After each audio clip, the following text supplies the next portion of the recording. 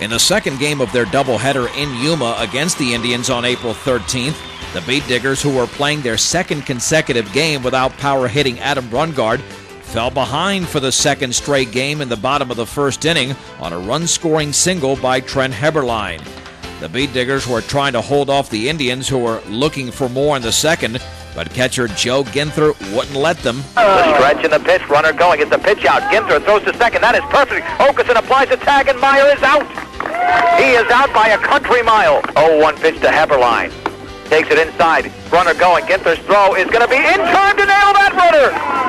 Two caught stealings in the inning as Ginther threw it a little bit to the right side of Okeson, but he swept across his body and tagged the sliding Adams, and there are two down. The Beetdiggers didn't get a base hit until the top of the third inning when Adam Alexander singled to left and got to second on an error by Raul Adams. Alexander moved on to third on Brett Okeson's groundout. Tomas Perez was at the plate when Yuma starting pitcher Josh Lyon balked in Alexander to even the game at 1. Perez proceeded to walk, steal second, advance to third on a wild pitch, and score on another Lyon wild pitch, and all of a sudden the Diggers were in the lead 2-1. With one down in the top of the fifth inning, Tomas Perez once again got on base by reaching on an error, stole second. Jason Radke was inside the batter's box. Now Radke hitting with that open stance. It looks like he wants to go somewhere to left field to pitch. And he swings and lines it into left center field for a base hit. Rounding third is Perez. He's going to score. Radke going for second. It's a one-out RBI double for Jason Radke. The Beetdiggers lead 3-1. Radke would later score in the inning on a balk, and Brush was ahead 4-1. Starting pitcher Adam Alexander received excellent defensive support, starting with third baseman Jorge Fierro. The pitch. Swung on, grounded on two hops. Great diving play to the left by Fierro. Throw to second. In time to retire the base runner, Williams. Jorge Fierro playing spectacular defense on the third base side, and the Indians are done in the fifth inning. That defensive momentum carried over into the bottom of the sixth with leadoff hitter Raul Adams. Alexander is going to go for the stretch position. The pitch swung on and chopped over Alexander, and Okeson backhanded. Long throw to first is going to be in time to retire Adams on a gorgeous play from Brett Okeson.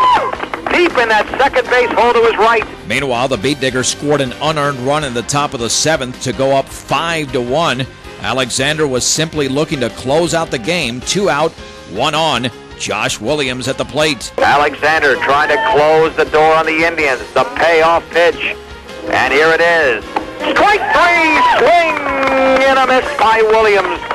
And the Diggers win game 2, 5-1. Alexander allowed just 4 hits, striking out 6 and getting his third win of the year. Coach Mark Moniz's team improved to 4-2 in the Northern Plains District, 7-8 overall, despite getting just 3 base hits. We're still in it, and I'll tell you what we found out today is good defense going to win ball games too, and that's what happened basically in that second game. Good defense. It's still a concern, but I think in the game of baseball, you're going to have those kind of games and those kind of days, and today was one of those days that we didn't hit the ball very well, but today, both ball games, pitching, that's what I just told the kids, pitching and defense won today's ball game. And it's good to see we can do that, plus manufacture runs in the short game also. The Beetdiggers were errorless, while Yuma committed 4 miscues. Due to inclement weather, the Beetdiggers doubleheader against the Platte Valley Broncos in Kersey was pushed back from April 20th to April 23rd. But was it ever worth the wait? Brush starting pitcher Bryson Miller didn't get much defensive support in the third inning as the Beetdiggers committed 4 errors, while the Broncos did come up with 4 hits as Platte Valley raced out to a 5-0 lead. Meanwhile, Platte Valley's Martin Rosales allowed just 2 hits over the first 4 innings, and then the Beetdiggers got something going in the 5th inning. Adam Alexander was hit by a pitch with 1 out and was on second base when Tomas Perez came up to the plate with 2 down. And the pitch. Swing and a grounder up the middle. Base hit. Alexander rounds third. He should score easily. The throw is going to be cut off. And on the RBI single by Tomas Perez, Adam Alexander scores and makes it 5-1. Meanwhile, Miller was keeping his team in the game with some excellent pitching. while the Beetdiggers were trying to get a little bit closer. They got 2 base hits in the 6th inning, but no runs, so it was 5-1 going into the top half of the 7th inning when Rosales retired Mitch Muniz and Adam Alexander, and at this point it appeared the Diggers were simply doomed. But Brett Okeson was hit by a pitch, Tomas Perez then walked, and that brought up Jason Radke. The stretch, the 0-1. Radke takes a breaking ball and hits it into center field for a base hit. Rounding third is Okeson. He will score. Going over to third is Perez, and the Diggers have the tying run at the plate. It is 5-2 on the RBI single off that slow curveball from Jason Radke. Jose Aguilar was the tying run, but let's face it, he wasn't a very good hitter, and he certainly wasn't a home run hitter, right? The stretch and the pitch is swung on, it high and deep down the left field line. Going way back, it's caught to the track. It is off the fence, and it is gone! Oh, it went over that fence! It is gone! A home run for Jose Aguilar. There is a chain fence and a picket fence. The chain fence is the home run marker, and Aguilar has drilled a 3-run shot, and the game is tied at 5. Unbelievable by Jose Aguilar. That shocker sent the game into the bottom of the 7th inning where Tyler Greenlee singled off of Miller. However, Miller retired Nick Schrader, Andy Avila, and Martin Rosales to force extra innings. In the top of the 8th inning, Joe Ginther walked to lead off that frame. Mitch Muniz then grounded to third. Adam Alexander struck out, but Ginther was on second base when Brett Okeson was at the plate, looking to give Brush their first lead of Game 1. The stretch, pitch to Okeson, runner going, swung on, grounded up the middle, it's going to go into center field for a base hit, rounding third is Hooker, he'll score, and the Beetdiggers lead 6-5 on the RBI single from Brett Okeson. And the Beetdigger crowd celebrate. Well, just because it was the bottom of the order with Tomas Perez coming up, it didn't mean the Diggers couldn't tack on another. And the pitch, swung on and lifted into deep left center field. Nobody will get to that one. Rounding second is Okeson. He goes for third. They're going to send him home. Okeson rounds third. Here is the throw to the plate, and he is going to be in the throw to third, and he is out, but the run did score. That run definitely crossed home plate. They nail Perez at third, but that run's got to count. That run definitely counted, and it will. The home plate umpire saw that run. He counts it as the relay goes 8-6-5, but the Beetdiggers do get a 2-out double from Tomas Perez and take a 7-5 lead. In the bottom of the 8th inning, Miller struck out the leadoff hitter, Mauricio Rosales. DJ Shemp singled, stole second. He was still there when Colin Clark struck out. However, Raul Avila singled, placing runners at first and third. Bryce Pepper then walked to load the bases with Tyler Greenlee at the plate. 2 balls, 2 strikes, 2 out, bases loaded. And the pitch to Greenlee. He swings and sends a fly ball high and deep into center field. Going back is Muniz. He's under it, and he makes the catch.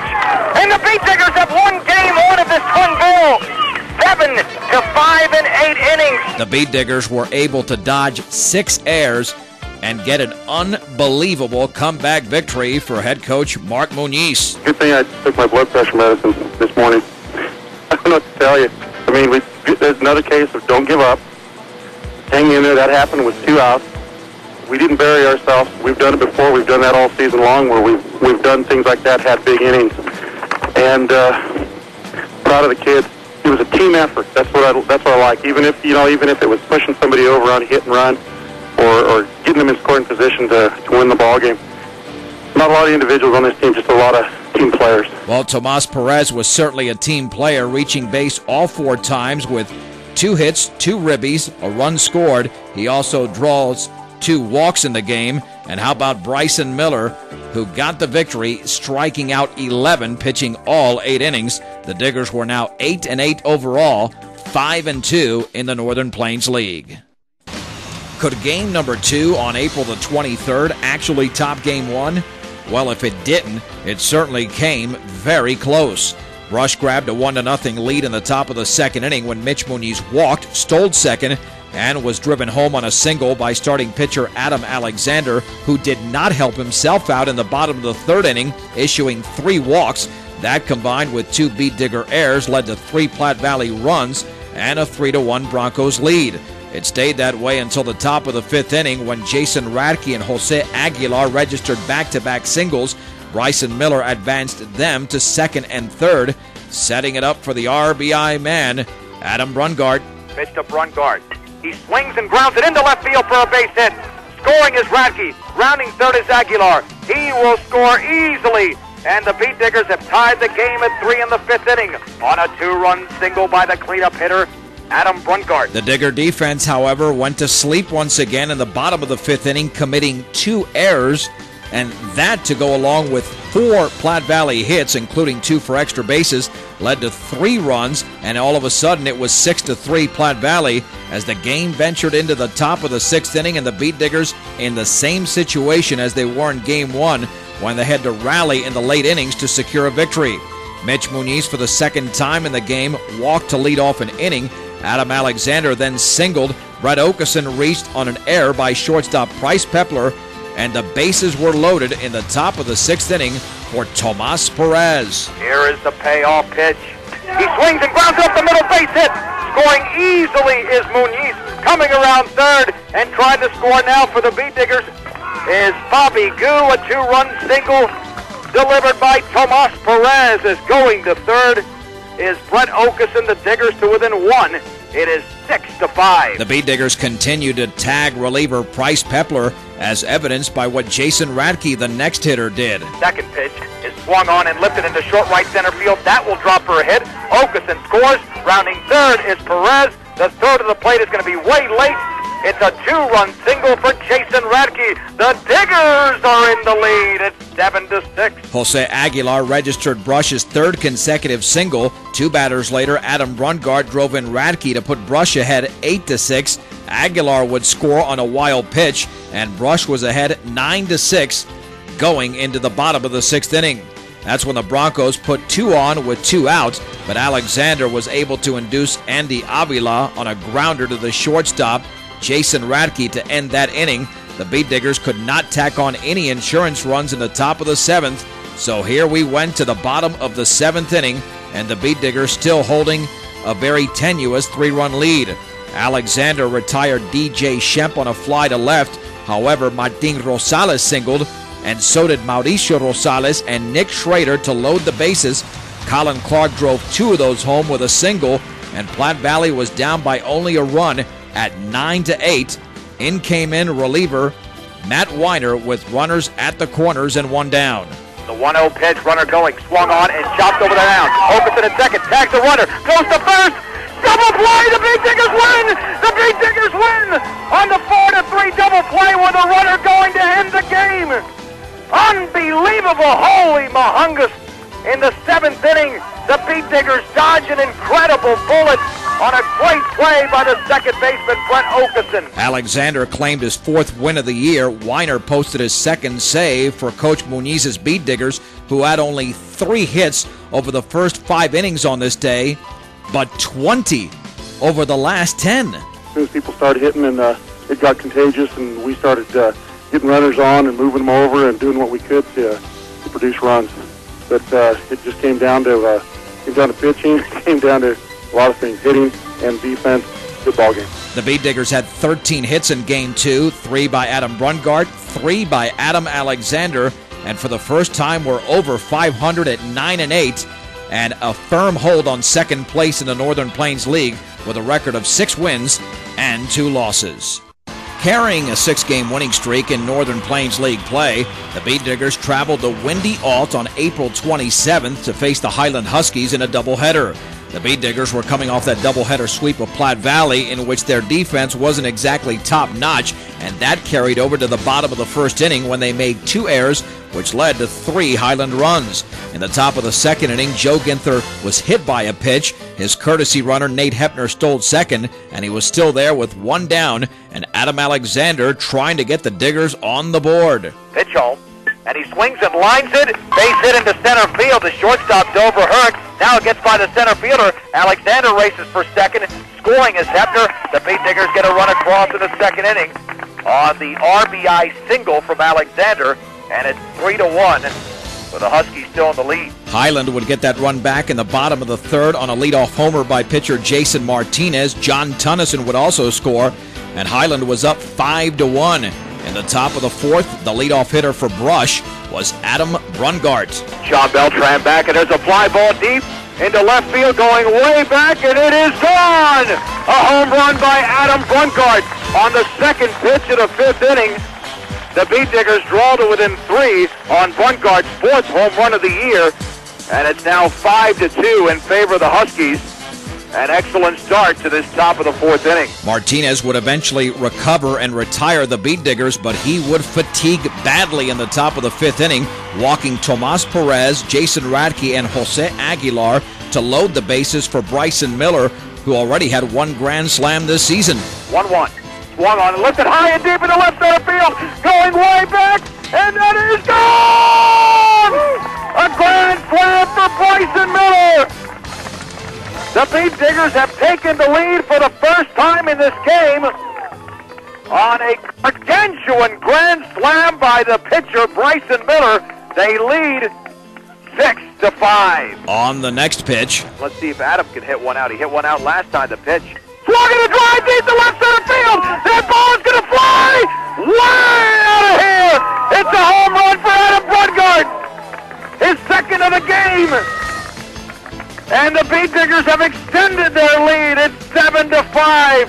Brungart with his fifth home run of the year, equaling Bryson Miller's total. It remained a 2-run cushion for Brush in the top of the seventh inning when Joe Ginther walked with one out. Mitch Muniz doubled. Adam Alexander reached on a fielder's choice, loading the bases for Brett Okeson, who drove in a run with a single, and Brush was ahead 8-5. And then Bobby Gutierrez came off the bench. Cole's pitch is swung on line into right center field. That's going to drop for a base hit. Manier's going to score. Alexander's right behind him. Going to third is Okeson. It's a 2-run single for Bobby Gutierrez, and the Beetdiggers lead 10-5. It was Jason Radke attempting to give Brush a 6-run advantage. And the pitch home. Swung on line. Base hit into right center field. Striding across home plate is Okeson. Holding up at second is Gutierrez on the run-scoring single by Jason Radke. Brush 11. Highland 5. Radke scored later in the inning on a Highland error, and the Diggers were up 12-5. Bryson Miller allowed a run in the bottom of the seventh inning, but the Beetdiggers came away with a 12-6 victory. However, head coach Mark Muniz was concerned with his team, who has come back now in 6 consecutive games to win. If they continue to do that in the next week or anything further, our season was going to be over.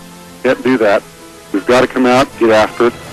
We can go back to doing what we did 2 months ago, or our season will be over next week if we do those kind of things.